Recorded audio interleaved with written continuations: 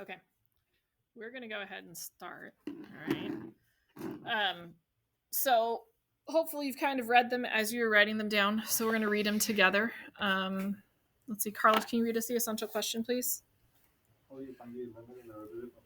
Perfect. All right. So that's the calculus piece for you. There was a lot of pre-calculus that you had to do in this one, right? So that's why I kind of had you try to do it on your own. If you have questions about it, let me know. It's not, I didn't think it was that hard. Okay.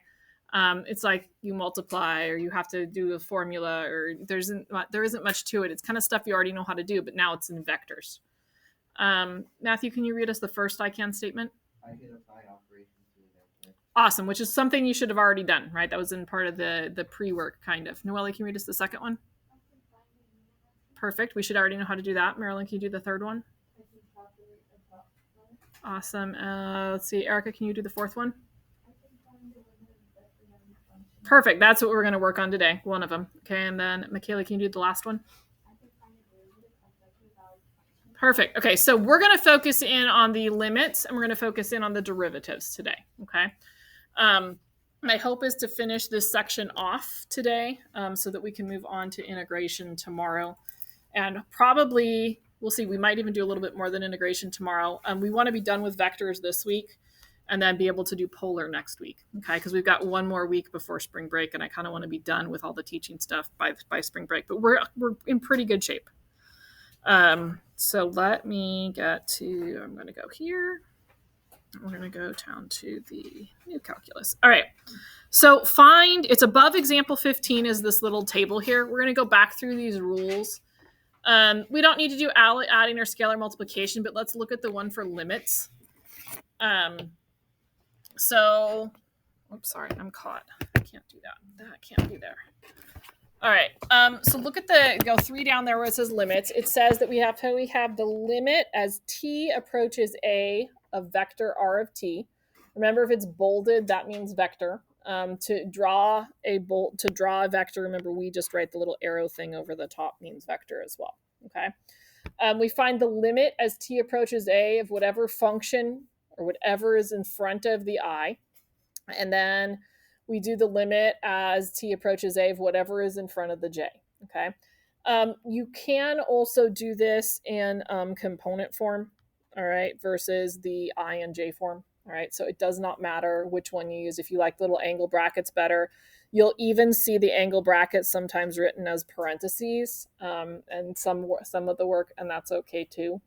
College Board takes all of those notations, okay? The little note there, if the limit of either or both of the components of a vector valued function fails to exist, then the limit of the overall vector valued function fails to exist. So if the vector or if any of the limits fail, we don't have a limit overall. Okay. All right. So let's just do limits. We will come back to continuity. So we should be on example, I believe it is 16. Okay. All right. So we have the limit as t approaches 3 of ti plus t squared minus 9 over t minus 3j. All right. If this was written in the other form, and I can't remember off the top of my head, it might be written more in this form on the AP test. That I can't, or you know what else is really a vector is just another way to write a parametric equation. Sometimes they write them in parametric form, and then that's where they'll put the parametric in parentheses, and now it's a vector. All right, so either one of those notations. I'm going to show my work of each one of those limits separately, and then I'm going to put it back into the vector format. Okay, so I'm going to do the limit as t approaches 3 of t. It's been a long time since we've done limits, right? Like maybe we reviewed them at the end of last year. There are not a lot of basic limits on your AP test, okay? The limits are going to be in your sequences and series stuff, and it could possibly be right here in vectors, though not super likely, but it could be in there, okay? It's not going to be like the limits you did last year. All right, when we put the 3 in, what do we get? 3. That one's kind of nice, right? All right, now I'm going to do the limit as t approaches 3 of t squared minus 9 over t minus 3.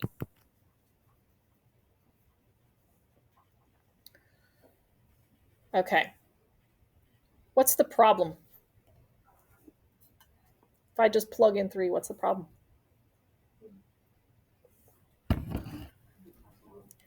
I get 0 over 0, don't I? Am I allowed to write that? No, we cannot. That's indeterminate, right? So there's two different ways we can approach this one. Does anybody know one of them? Say it louder. I can't hear you. We could do L'Hopital's rule. We could totally do L'Hopital's rule. That is a totally valid way of doing this, which we did a lot this year, right? I'm going to refresh our memory on the other way, just because I know it's been even longer. Remember L'Hopital's derivative of the top over derivative of the bottom, and then you plug in again? Okay. But we could also, remember how we factored the numerator and then canceled out and then plugged in? We did that way back in the beginning of AB. So we've got the limit as t approaches 3 of t plus 3, t minus 3, right? Because it's a difference of squares. What happens with the t minus 3s? They cancel out. So we've got the limit as t approaches 3 of t plus 3, which would be 3 plus 3, which is 6. I know I did that super fast. I'm sorry. Just got on a roll.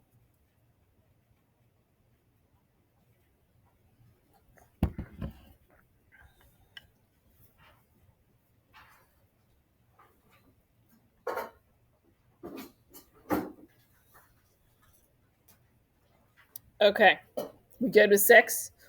I have to write it. I wrote way too big. I have to write it back in the component form. So you would want to say, this really should have had, actually there's no equal signs on those because we were writing. So this thing right here, I'm going to write it up here. This equals 3i plus 6j.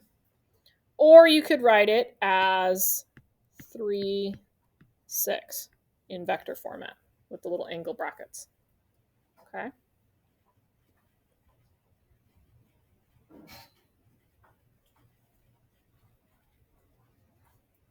You're welcome. Okay, let's take a look at B. I have a little bit more space there. So I'm going to do my limits separately. So I've got the limit as t approaches 0 of e to the negative t.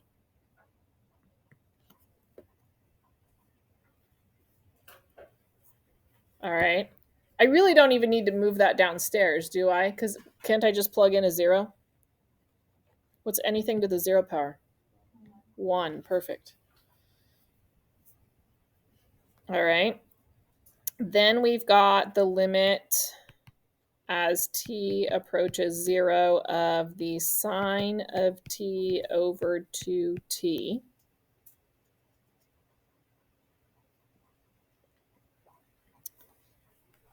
Okay, the problem with that one is, what's the sine of 0? It's 0.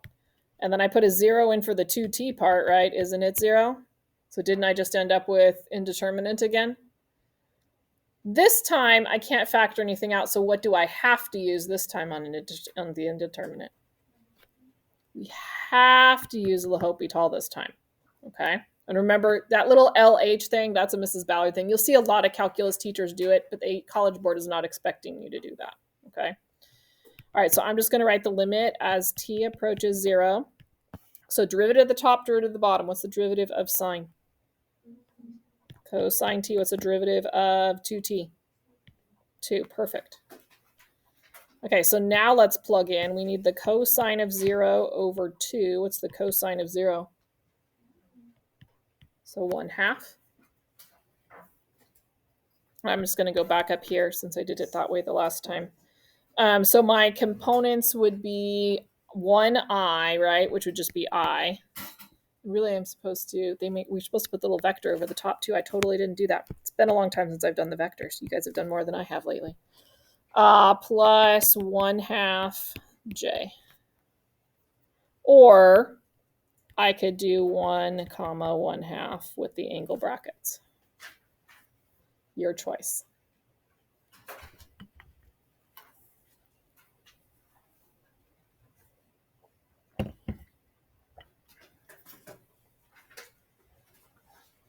All right, we got it?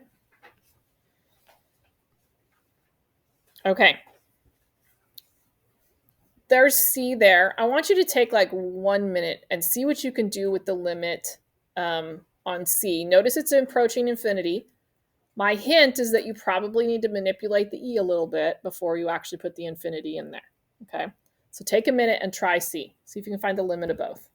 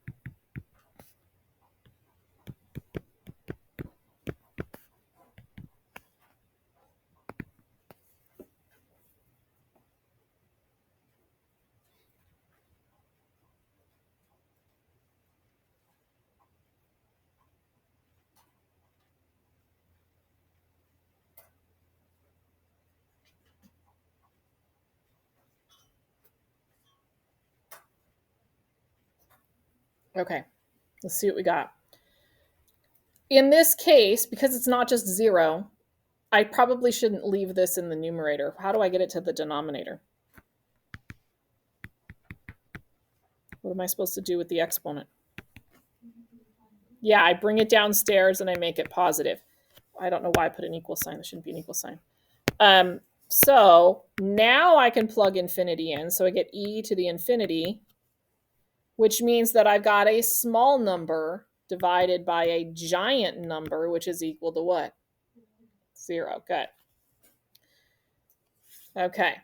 Looking at the limit as t approaches infinity of the other one, what do you notice you get if you plug in infinity? Oh, we get this and this, right?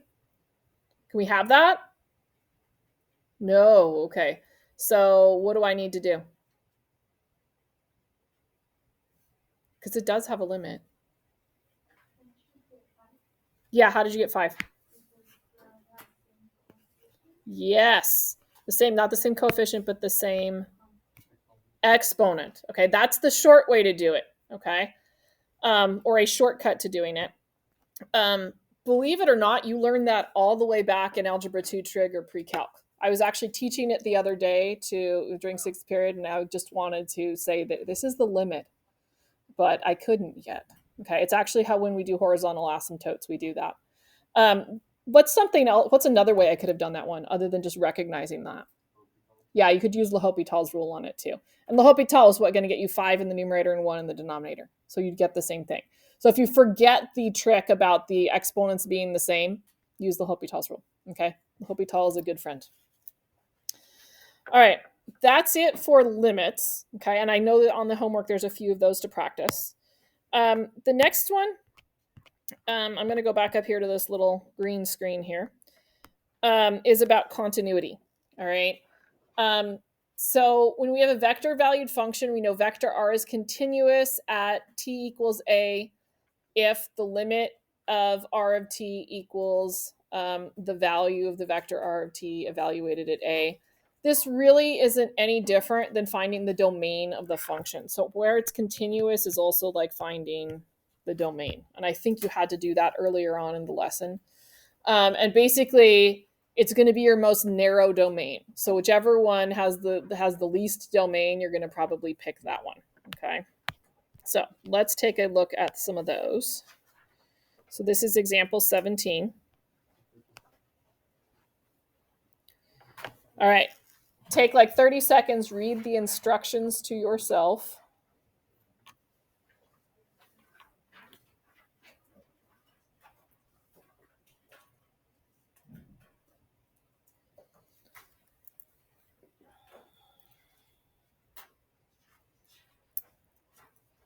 Okay. So we are supposed to determine the intervals where the vector valued function is continuous. All right. So I'm just going to look at each component and look at the continuity of each component. And again, the continuity is but where it can discontinuous is where's it have domain. Okay, what x values are true. So let's start with the 1 over t. I'm writing the wrong thing. 1 over t. Okay, what on earth am I thinking? It's not 6t. All right. So where is the only place where that is not continuous? What am I not allowed to put in a denominator? 0. So I'm going to have value everywhere except at x equals 0. So I can actually say that continuous everywhere except x equals 0, or except 0, because it's not x, right? It's t. So I could say t equals 0, or I could just say except 0.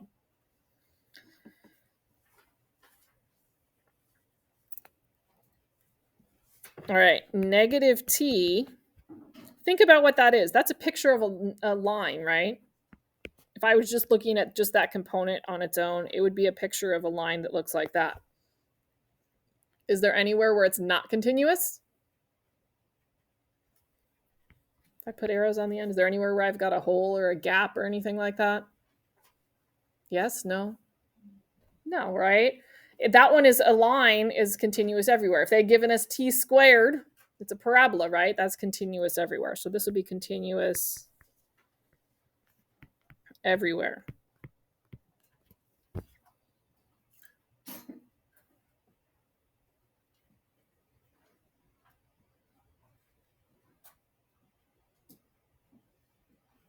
All right. So this vector here, so we're going to talk about the continuity of the overall vector. So the vector r of t is continuous.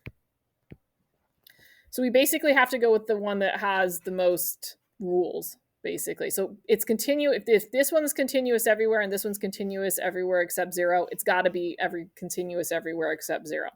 So you could say is continuous everywhere except 0. You can write it down again. I'm going to practice because it did say use, it said intervals, right? So I could also use interval notation. So I'm going to say on negative infinity to 0 and 0 to infinity. With using the parentheses, remember that means that that value is not included.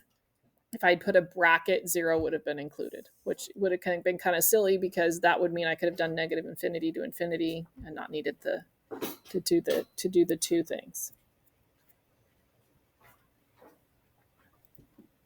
All right. Okay, we good with A? All right, let's look at B. Natural log, a little bit different. Let's take a look really quick. I'm just going to throw that equation into Desmos just so you can visualize it. I know that parent graphs are not necessarily our strong suit. Let's see, Desmos. Okay, so natural log, let's just look at natural log of x. That's what natural log of x is. Where is natural log of x continuous? Does it have negative values? No, right? It only has positive values. So we would say it's continuous when it is bigger than 0. Okay. We're going to add in that -1 part. What happened? Yeah, it moved over. So now it's not greater than 0, it's greater than 1. Okay. Let me show you how to get that just by looking at the equation, not in case you don't have the ability to graph at that point. What you have to know is you have to know that whatchamacallit. So if we're doing the natural log of t minus 1. What you have to know is that this value in here has to be greater than 0. Remember, we're not allowed to have a negative inside of a log. Then I'm just going to solve for the t. Okay, so that means that t has to, we're adding 1 to the other side, t has to be greater than 1. So that's the domain for that first part.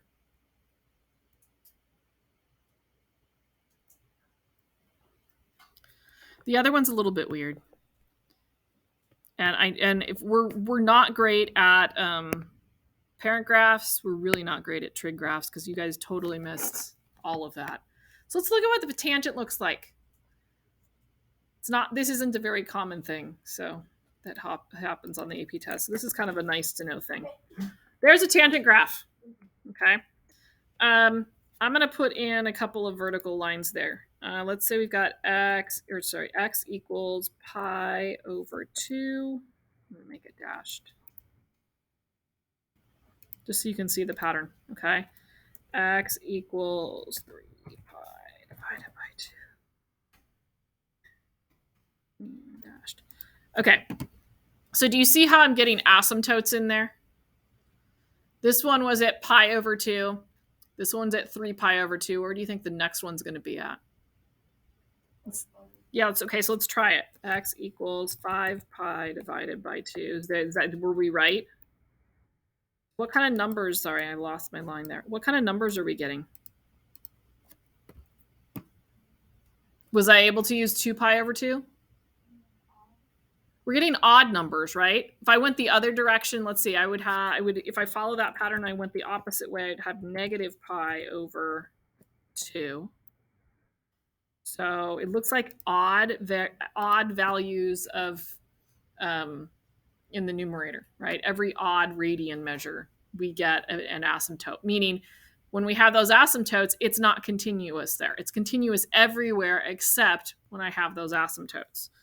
So there's a way we write that down. So we could say, and this is weird, okay? It's continuous everywhere except t equals pi over 2. Typically we use k with it. Sometimes they'll use c times k, but you have to tell us what k is, where k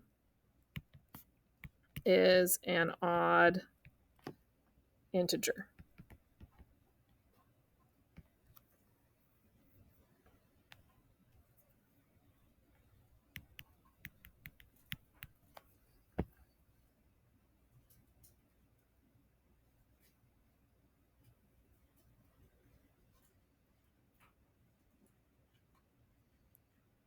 Okay.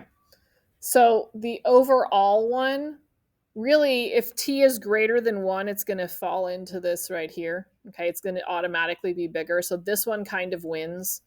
So we're going to use, the only thing is that it can't be an odd integer, because can we have negative odd integers if we have to be greater than 1? Are we allowed to go in the negative direction because of this? No, so I have to be an odd positive integer, right? So that's how I'm going to change it for my overall. So this one, I'm going to say it's continuous everywhere except t equals pi over 2 times k, where k is an odd positive integer. Actually, I should say, yeah, odd positive integer works.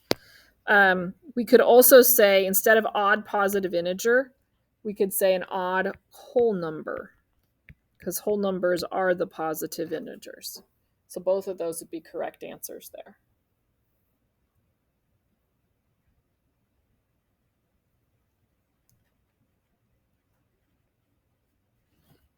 Still got time. Okay, we should be able to get to derivatives.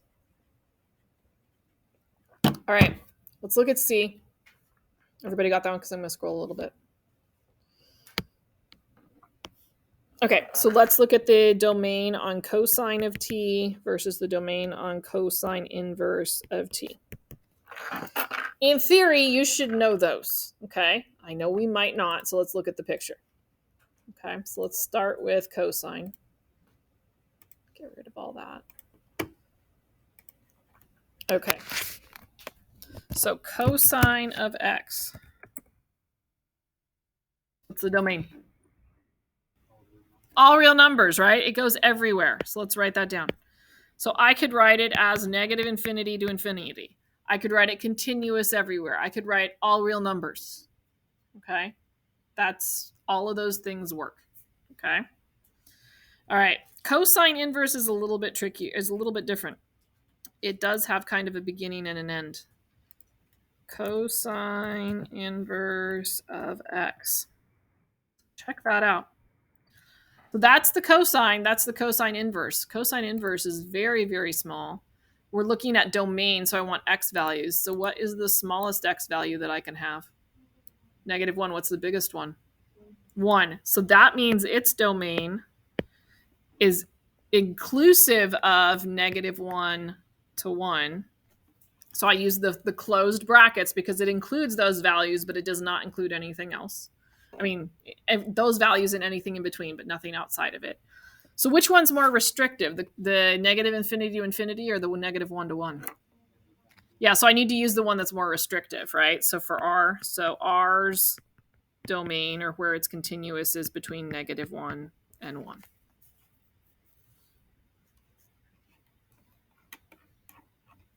All right.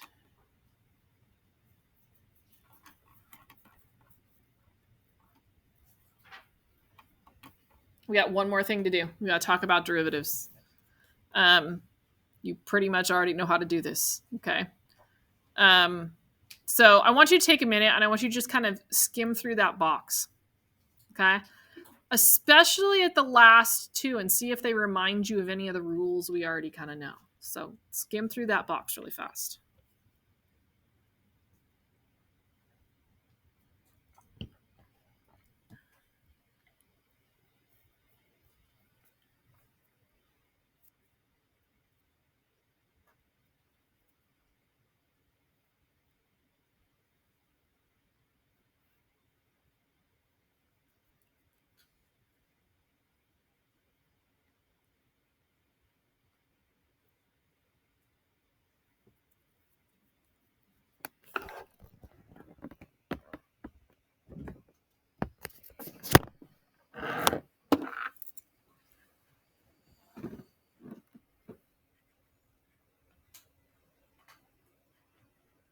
Okay.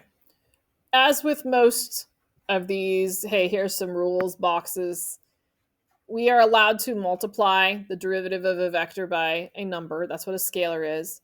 We are allowed to take the derivatives of vectors and add and subtract them. Okay. When you take the derivative of a vector, you just take the derivative of each component separately, just like we were doing when we did parametric. We took the derivative of the x and we took the derivative of the y separately. Okay. What does this one here look like? Yeah, it's the product rule. The only difference between the multiplication by a function and the product rule involving that's vector valued functions. That's what the VV stands for, vector valued functions, is that you have a function versus another vector. Okay. But notice both of them are the product rule. So you already know how to do this. We've been doing the product rules for like a year and a half. Okay. You know that. So we're just going to use it. All right. So I'm not going to do two different ways. I'm just going to do one way. Okay. So we're not going to do in two different ways. We're just going to do our product rule way. Okay. All right. So go ahead and read that to yourself really fast. Read the instructions. Make sure you know what it's asking for.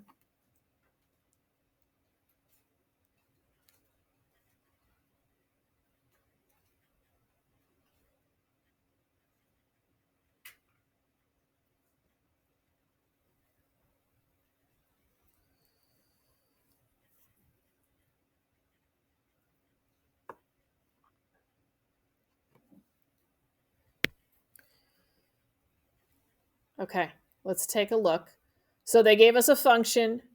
They gave us a u vector. They gave us a v vector. You know, they're vectors. They are bolded. They also have the I and the j in them. Okay. They want me in the first one to find the derivative of the function times the vector, because just having us do one where we find the derivative of the vector first would be too boring, right? So we might as well throw a product rule at you right away.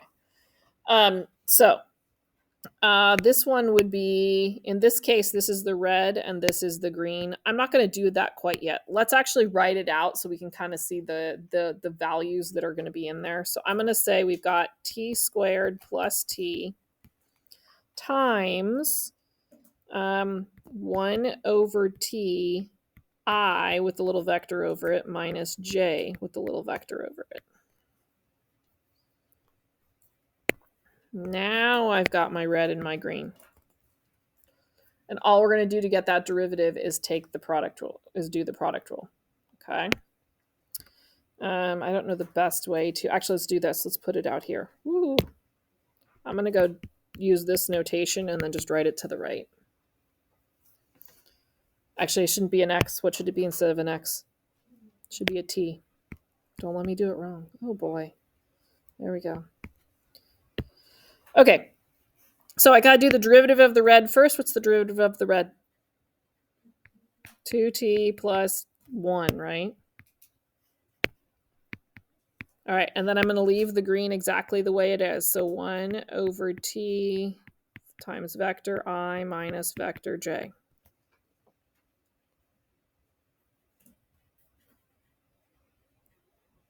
Okay. What can I do, or what operation goes in between? Plus, good, addition. All right, and then I leave the red one alone. So t squared plus t. And then what's the derivative of the green? Oh, we don't remember, huh? Okay, so let's think about this. This is the same as saying t to the negative 1 power. So where does the negative 1 land for derivative? In the front, right? And then what do I have to do to the exponent? So what's my new exponent? Negative 2. So this is like saying negative 1 over t squared. And then you still keep the I just the way it is. So the I you don't do anything to. Pretend the I just is always there, okay? So technically in front of this guy here is a negative 1. So what's the derivative of negative 1? 0. So this is like saying minus 0j. Good morning, Titans. This is Caitlin. Okay, let's Please do stand pledge. for the Pledge of Allegiance. Ready, begin.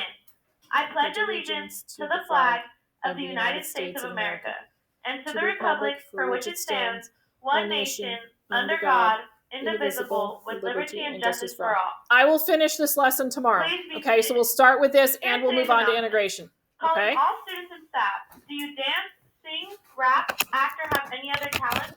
Today is the deadline to sign up for auditions. Get your information packet in room 304 or sign up in ASB today. Don't miss out on show